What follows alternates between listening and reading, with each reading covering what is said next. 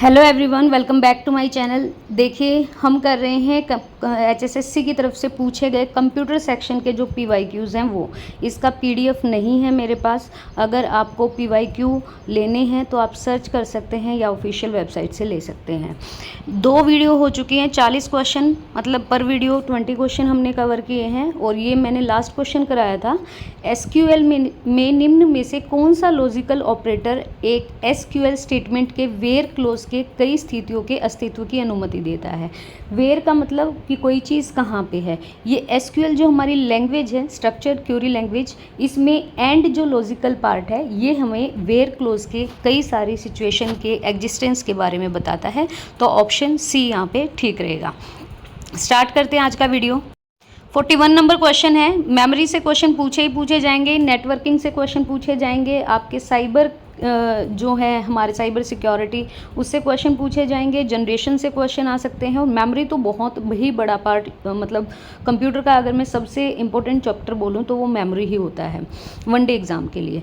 1 kilobyte is equivalent to, देखिए आपको इन सभी बिट्स या बाइट्स ये सब आपको पता होना चाहिए। ये 2018 में पूछा गया क्वेश्चन है। तो 1 kilobyte is equal to 1024 byte के इक्वल होता है। 8 बिट में 1 बाइट बनता है। 1 किलोबाइट में 1024 आपके बाइट्स होते हैं। और 1 मेगाबाइट एमबी में आपके क्या होते हैं, 1024 किलोबाइट होते हैं। इस टेबल को अच्छे से लर्न कर लेना, यहाँ से क्वेश्चन आता है। कैड का फुल फॉर्म पूछा है, सीएडी कैड, ये क्वेश्चन बहुत बार आया, ना केवल एचएसएससी में, बहुत बार पूछा गया क्वेश्चन है। तो ये जो एब्रीवेशन फॉर्म है, फुल फॉर्म है, ये आपको पता होना चाहिए। कैड का मतलब होता है कंप्यूटर एडेड डिज़ाइन। ये जो एक हार्डवेयर और सॉफ्टवेयर दोनों का मिश्रण है। तो ये इस तरह से भी आ सकता है क्वेश्चन कि कौन सा ऐसा है इनमें से कि भाई जो हार्डवेयर हो और सॉफ्टवेयर दोनों हो, तो कंप्यूटर एडेड डिज़ाइन जो डिज़ाइनर के लिए कुछ और भी सरल, मतलब ईजीएस्ट बनाने की परमिशन देता है। नेक्स्ट है, ईमेल में से किस प्रकार के डेटा को हम भेज सकते हैं। ईमेल में ऑडियो भेज सकते हैं, वीडियो भेज सकते हैं, अपनी कोई पिक्चर भेज सकते हैं, या सारी चीज़ें भेज सकते हैं।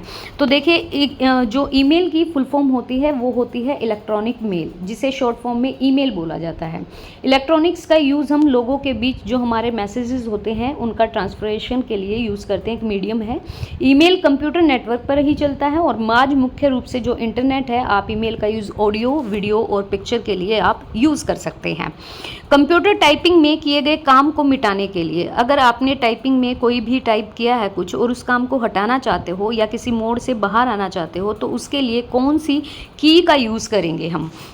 तो यहाँ पे एस्केप की जो होती है, जो देखो आपको मिलती है कीबोर्ड के ऊपर वाले सेक्शन में ही, बिल्कुल लेफ्ट हैंड साइड। तो कंप्यूटर कीबोर्ड में एक स्पेशल तरह की होती है जिसका यूज़ हम किसी भी ऑपरेशन को रद्द करना है, मतलब हटाना है उस चीज़ को, या फुल स्क्रीन मोड से हमें बाहर निकलना है, या कमांड लाइन इंटरफेस तक पहुँचना है, तो इसके लिए ESC मतलब एस्केप की का यूज़ किया जाता है। आधुनिक कंप्यूटर का पितामह किसे बोला जाता है। तो अगर आपसे पूछे फादर ऑफ मॉडर्न कंप्यूटर के बारे में पूछे तो ऑब्वियसली चार्ल्स बेबेज का नाम आएगा। और एनालिटिकल इंजन की शुरुआत इन्होंने ही की थी 1833 में। ये एक इंग्लिश साइंटिस्ट थे चार्ल्स बेबेज। इन्होंने स्वचालित कैलकुलेटर, ध्यान रखिएगा कंप्यूटर नहीं, स्वचालित कैलकुलेटर, मतलब जो अपने आप से ही चल जाए कैलकुलेटर, इसका मतलब कंप्यूटर की पहली बार परिकल्पना की, इमेजिनेशन की, पर 40 एज के अथक प्रयास के बावजूद उसे नहीं बना पाए, और इन्हें मॉडर्न कंप्यूटर का फादर बोला जाता है। तो option C, Charles Babbage. Next है, 5वीं पीढ़ी के कंप्यूटर किस पर आधारित डिवाइस है। यू नो वेरी वेल कि हम 5th जनरेशन में आ चुके हैं कंप्यूटर की, और ये बेस है। देखो यहाँ पर ना आपको AI नहीं दिया है तो आपको उलझ नहीं जाना है, क्योंकि हमें पता है कि वैक्यूम ट्यूब फर्स्ट जो हमारी जनरेशन थी उसमें आई, फिर हमारे ट्रांजिस्टर आए, फिर हमारी IC आई, और फिर हमारा माइक्रो प्रोसेसर आया, एंड लास्ट में हमें क्या आया, AI आया। 5वीं पीढ़ी के कंप्यूटर ULSI, जिसे हम कहते हैं कि अल्ट्रा लार्ज, इस माइक्रो प्रोसेसर पर आधारित कंप्यूटिंग डिवाइस है, और अल्ट्रा लार्ज स्केल इंटीग्रेशन इसकी फुल फॉर्म रहेगी। इसका सबसे ज़्यादा यूज़ किया जाता है मिलिट्री के डिपार्टमेंट में, मिलिट्री के विभाग में। तो डी ऑप्शन यहाँ पे करेक्ट रहेगा। इनमें से कौन सी एक कंप्यूटर प्रोग्राम है जो कि आपका श्रवण मतलब सुनने के लिए, या शाब्दिक वीडियो के लिए, या फिर इसके माध्यम से आप इस इसके मीडियम से कम्युनिकेट कर सकते हैं। तो ये ऑप्शन है आपका चैटबॉट। अभी देखो गूगल के द्वारा, अमेजोन के द्वारा और माइक्रोसॉफ्ट के द्वारा अलग अलग चीज़ें, अगर आप करंट अफेयर पढ़ते हैं तो आपको पता होगा।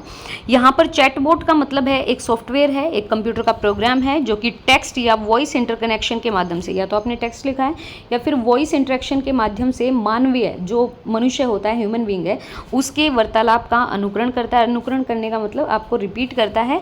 और ये भी ध्यान रखिएगा, B2C और B2B दोनों ही परिवेश में उपयोगकर्ता जो हमारा यूज़र होता है वो सरल कार्यों को संभालने के लिए जो चैटबॉट वर्चुअल असिस्टेंट है उसका यूज़ कर रहे हैं अभी। नेक्स्ट है, एक डेटाबेस में टेबल और कॉलम में डेटा को कुशलतापूर्वक व्यवस्थित करने की कला को क्या कहते हैं। देखो, आपकी जो टेबल होती है उसको टपल बोला जाता है, और आपके जो कॉलम होते हैं उनको एट्रीब्यूट बोला जाता है, और ये आपके MS एक्सेल में यूज़ होती हैं। वर्ड शीट में आप अपना शीट बना सकते हैं, रिकॉर्ड कर सकते हैं। तो ये MS एक्सेल और MS वर्ड दोनों में यूज़ होने वाली चीज़ है। इसका जो आंसर है, जब हम एक ऑर्गेनाइज डेटा इसमें डालते हैं टेबल और कॉलम में, तो इस डेटा को एक पूरी तरीके से स्ट्रक्चर करने की प्रक्रिया को नॉर्मलाइजेशन कहते हैं, और डेटा को एक स्टैंडर्डाइज प्रारूप में बदलने की प्रक्रिया है ताकि इसकी तुलना और एनालिसिस आसानी से किया जा सके, और इसी को नॉर्मलाइजेशन बोला जाता है। तो जो आपका रिजल्ट भी बनेगा ना CET का, वो इसी बिहाफ पे बनेगा, मतलब टेबल और कॉलम का यूज़ किया जाएगा। नेक्स्ट है, C प्रोग्रामिंग में अंक गणित का काम करते हुए, अगर आपने C लैंग्वेज में आप अर्थमेटिक का काम कर रहे हैं तो सभी कैरेक्टर जो वेरिएबल है वो डैश डेटा प्रकार में प्रवर्तित हो जाते हैं। किस में प्रवर्तित हो जाते हैं? ये हो जाते हैं हमारे पूर्णांक में प्रवर्तित। मतलब अगर आप किसी C लैंग्वेज या प्रोग्रामिंग में आप अर्थमेटिक यूज़ कर रहे हो तो जो कैरेक्टर वेरिएबल हैं ये सारे क्या हो जाएंगे, एक पूर्णांक डेटा आकार में प्रवर्तित हो जाते हैं, होल नंबर में चेंज हो जाते हैं। फिर है हमारा प्रिंटर और कार्ट्रिज, डैश वस्तुओं की श्रेणी में आते हैं। प्रिंटर और कार्ट्रिज की अगर हम बात करें तो ये पूरक श्रेणियों में आते हैं। ऐसी वस्तुएं जो एक साथ यूज़ में लाई जा सके इन्हें पूरक वस्तुएं कहते हैं, जैसे कार का पेट्रोल के साथ, प्रिंटर का कार्ट्रिज के साथ, पेन का स्याही के साथ। ऐसे ही आपका रीजनिंग में भी पूछा जा सकता है, तो कंप्यूटर का क्वेश्चन लेकिन एनालॉजिकल है, और लॉजिकल जो आपकी रीजनिंग होती है उसमें पूछा जा सकता है। तो प्रिंटर और कार्ट्रिज जो है ये दोनों ही एक साथ आएंगे। पूरक में एक वस्तु की कीमत और दूसरे में उसकी मांग के साथ एक नेगेटिव रिलेशनशिप शो होता है। कंप्यूटर की कितनी पीढ़ियां हैं? तो कंप्यूटर की पीढ़ियों के बारे में बात करें, अभी हमारे पास 5 ही पीढ़ी हैं। तो यहाँ पे आप देख सकते हैं पहली जो जनरेशन आई वो 1946 से 1956 तक रही। जो हमारी सेकेंड जनरेशन ऑफ कंप्यूटर थी वो 1956 से 1964 तक रही। और फिर हमारी जो थर्ड जनरेशन थी वो 1964 से 1971 तक। फोर्थ जनरेशन ऑफ कंप्यूटर 1971 से 1985 तक। और पांचवी पीढ़ी जो लास्ट पीढ़ी है वो 1985 से अभी प्रेजेंट तक चल रही है। नेक्स्ट है, एक डेटाबेस टेबल में एक आपने हर एक रिकॉर्ड को विशिष्ट रूप से पहचान बनानी, मतलब अगर आप टेबल खोलते हो तो वो चीज़ आपको बिल्कुल अलग सी दिखे। तो निम्न में से कौन सी बाधा का यूज़ किया जाता है? तो यहाँ पर एक डेटाबेस में आपने हर एक रिकॉर्ड को एक स्पेशलाइजेशन वे में दिखाना है, तो इसके लिए आपको प्राइमरी की का यूज़ करना होगा। प्राइमरी जो की होती है वो तालिका में कॉलम का एक बिल्कुल मिनिमम सेट होता है जो अलग से आपको पंक्तियों की पहचान कराता है। तो प्राइमरी की यहाँ पे बिल्कुल करेक्ट आंसर रहेगा। नेक्स्ट है, एक डेटा प्रकार से दूसरे डेटा प्रकार में एक वेरिएबल के ट्रांसफॉर्मेशन को क्या कहते हैं? तो इसको कहते हैं टाइप कास्टिंग। ध्यान रखिएगा, अगर एक डेटा एक प्रकार से दूसरे डेटा प्रकार में आप एक वेरिएबल के रूप में उसको भेज रहे हो तो इसे टाइप कास्टिंग कहा जाता है। ये दो तरह का होता है, एक होता है आपका बाइंडिंग जो कि आपकी चौड़ी होती है, और एक होती है नैरो जो कि आपकी संकीर्ण होती है। तो दो तरह की यहाँ पे आप टाइप कास्टिंग कर सकते हो और इसको टाइप कास्टिंग बोला जाता है। बिल्कुल नए क्वेश्चन है, अगर आपने थ्योरी पढ़ी होगी तो वहाँ से क्वेश्चन आपके निकलने चाहिए। मुझे नहीं लगता कि बहुत ही ईजी क्वेश्चन है, ये इतने ईजी क्वेश्चन नहीं है। निम्न में से कौन सा प्रोग्राम जो है वो असेंबली भाषा को निष्पादन योग्य मशीन कोड में चेंज करता है? तो आपसे सीधा सीधा यही पूछा है कि इनमें से कौन सा प्रोग्राम है जो असेंबली लैंग्वेज को मशीन कोड में चेंज करता है? इसका नाम है असेंबलर। असेंबली से असेंबली, ए से असेंबली और ए से असेंबलर, दोनों को याद रखना। ये एक कोड में लिखे गए जो हमारे इंस्ट्रक्शंस होती हैं या भाषा होती हैं। आपको क्या लगता है कि कंप्यूटर में आपकी लैंग्वेज में लिखी जाती? नहीं, वो कोडेड फॉर्म में आपकी कोई भी साइट बनाई जाती है, कोई भी चीज़ अगर प्रोग्राम बनाया जाता है तो उसको एक कोड में हम डालते हैं, और इसी योग्य मशीन कोड में परिवर्तित करने वाला जो प्रोग्राम होता है वो होता है असेंबलर। एक आपने कंपाइलर सुना होगा, एक आपने इंटरप्रेटर सुना होगा, तो उसके बारे में भी बात होगी, लेकिन अभी जो है वो असेंबलर आपका सही ऑप्शन है। OSI मॉडल की चौथी जो स्टेज है वो कौन सी है? OSI मॉडल अगर आपने पढ़ा होगा तो आपको पता होगा इसमें डेटा, मैसेज, जानकारी आदि को भेजने के लिए, रिसीव करने के लिए एक फुल एक्सप्लेनेशन होती है। और इसमें क्या होगा, इसमें टोटल आपकी 7 स्टेज होती हैं, 7 परतें होती हैं, 7 लेयर बोल सकते हैं, जिनमें से आपकी अगर 4th नंबर की लेयर की बात करूं तो ट्रांसपोर्ट लेयर आती है। इसी लेयर को सेगमेंट यूनिट भी कहा जाता है और इसका जो काम होता है वो 2 कंप्यूटर के बीच डेटा को बिना एरर के और बिना एरर के क्रम में भेजना, मतलब सीरीज में भेजना। तो ध्यान रखिएगा, OSI की 7 लेयर होती हैं, आपको आज OSI की लेयर जान लेनी है। और जैसे मैंने तो वो जो मैम ने पंडित जी ने स्पा कराया ऐसा कुछ है, फिजिकल लेयर होती है, डेटा लिंक लेयर होती है, फिर आपकी ये है ट्रांसपोर्ट लेयर होती है। तो ये बिल्कुल ना 7 लेयर याद कर लीजिएगा। नेक्स्ट क्वेश्चन पे चलते हैं। निम्न में से कौन सी सी प्रोग्राम में एक मान्य घोषणा है, मतलब मानी जाएगी वो चीज़। तो सी प्रोग्राम की बात करें तो यहाँ पर INT मेन VOID ये जो है ना, ये एक मान्य घोषणा है, एक वैलिड इंफॉर्मेशन है, इसको बिल्कुल याद रखिएगा। INT मेन और फिर आपका VOID ये जो हमारा एक्सटेंशन ऑफिसर 2016 का शिफ्ट 3rd का एग्जाम था उसमें पूछा गया था।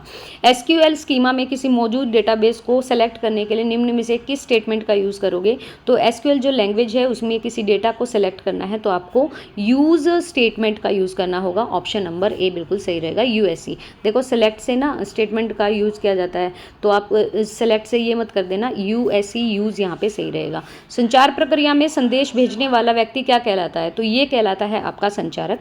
ध्यान रखिएगा, यही पूछा है कि जो हम मैसेज भेजते हैं, मतलब कम्युनिकेशन अगर आप कर रहे हो किसी भी माध्यम से, जो हम मैसेज भेजते हैं उसको क्या कहा जाता है। संचार करते समय प्रेषक मतलब यूज़र, जो भेजे जाने वाला होता है, जो संदेश भेजता है या प्रसारित करता है, वहीं दूसरी ओर जो संदेश प्राप्त करता है उसे रिसीवर कहते हैं। रिसीवर तो वो जिसके पास ने आपने मैसेज भेजा है वो रिसीव करेगा आपके मैसेज को, और आप भेजने वाले हो तो आप संचारक है। Option number A. फायरवॉल क्या नहीं मतलब मुहैया नहीं करा सकती, क्या नहीं दे सकती। फायरवॉल हमारे लिए बहुत ज़्यादा इंपॉर्टेंट है। ये हमें इंटरैक्टिव लॉगिन से सुरक्षा देती है, बॉर्न हमले से देती है, लेकिन फायरवॉल क्या क्या प्रदान करता है। एक सेकेंड। अप्रमाणित इंटरैक्टिव लाइन से सुरक्षा, नेटवर्क बॉर्न हमले से सुरक्षा, जबकि फायरवॉल हमें इन्फेक्टेड USB फ्लैश ड्राइव में आने वाले वायरस से सुरक्षा नहीं दे सकती। ये इंटरैक्टिव लाइन से प्रोटेक्ट कर सकती है या नेटवर्क बॉर्न हमले से कर सकती है, नेटवर्क पे अगर हमला हो जाए या फिर कोई भी वायरस आ जाए। लेकिन फायरवॉल इन्फेक्टेड USB जो होती है फ्लैश ड्राइव से आने वाले वायरस से हमें प्रोटेक्ट नहीं कर सकती।